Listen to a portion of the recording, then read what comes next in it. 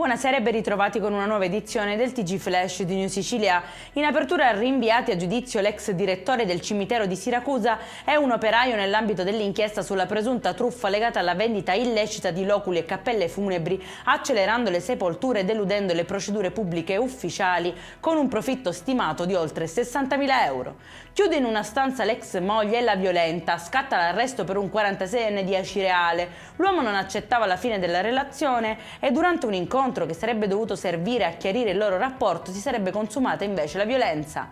Esplode botto di Capodanno in mano a 3 ragazzini a Santa Venerina, sempre nel catanese.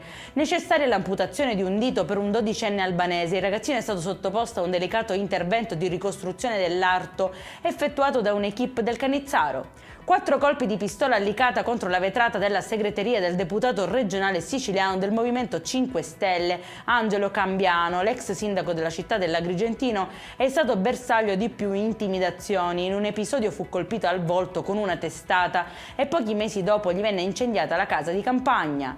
È in chiusura il meteo, ancora sole in Sicilia per la giornata di domani, ma temperature in leggero calo con minime che scenderanno sotto lo zero, -3 a Enna e -1 a Caltanissetta.